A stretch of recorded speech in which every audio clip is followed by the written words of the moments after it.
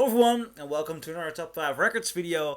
Another one in this special Christmas series in which I'm taking a closer look at interesting Christmas albums and try to find out what are the ones to make this season jolly. And I'm really a fan of Christmas. Now, about a week ago, I found something extraordinary, really. I found this one. At least in Europe, it's tough to find.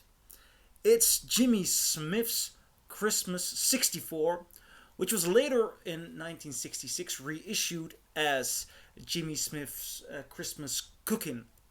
Now, what I'm holding here is an original pressing on the Verve label, an original American stereo pressing in a very nice shape. I'll show you.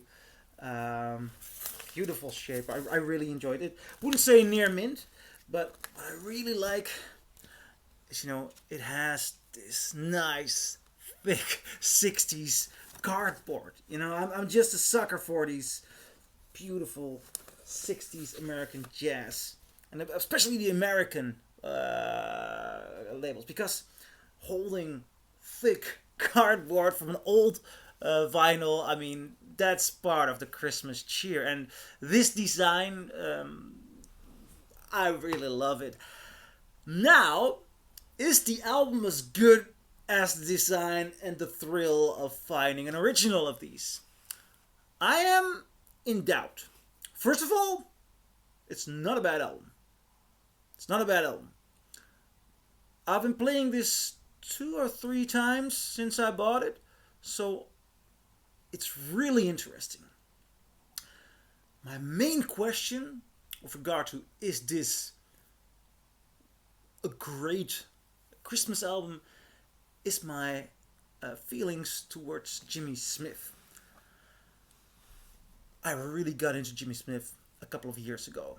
So I bought 4 or 5 of his Blue Note albums. I bought some of his Verve albums.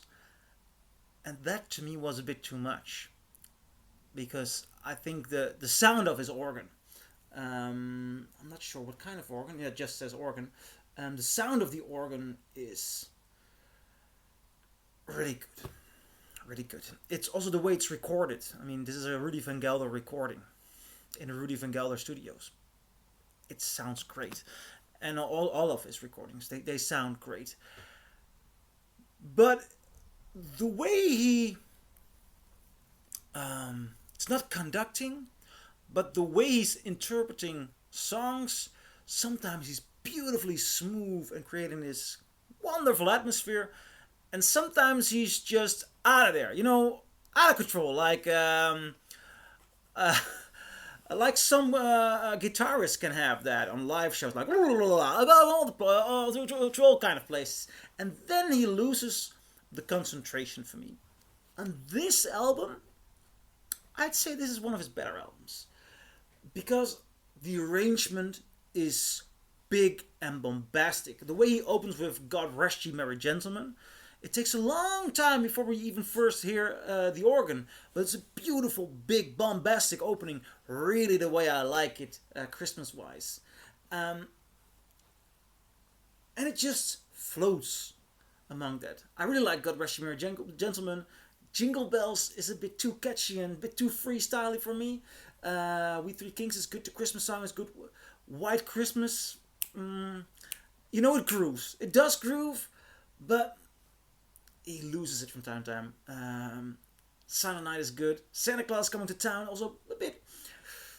If I'd have to rank it, there are songs on here like God Rest You Merry Gentlemen, which I would definitely give an 8, 8.5. Definitely. Which, if all of these songs would get an 8 from me, I'd put it among the big classics. If you got an 8 or higher constantly, big classics, I'm gonna play it every year during Christmas time. But some songs are more of a 6 to me. 6 out of 10. So, yet, while I'm saying this, there is something that really drives me to put this on and to listen to it. It's also very enjoyable when you have company over. It keeps the mood light, it keeps the spirits up, and it says Christmas It really pronounces Christmas without getting cheeky or catchy or, oh, I've heard these songs so many times. So it is an interesting record. So I'm gonna play this. I'm even gonna say, how do I say this? Try it out. That's it. Try it out. I'm not sure if you're disappointed or not, but this record is really worth trying out. And am I happy with the purchase? Yeah, I'm very happy with the purchase. It's a good album. It's a good album with some flaws. Perhaps that's what I'm going for. So, Christmas '64 by Jimmy Smith.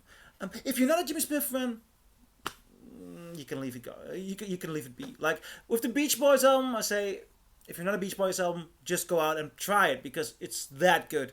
It just goes beyond your expectations of the album of the artist. If you're not a Jimmy Smith fan, you don't have to try. If you enjoy Jimmy Smith, if you're a jazz fan, definitely give it a go. So, what do you guys think? Do you agree? Do you disagree? Leave a comment below and I'll see you in my next video. Bye.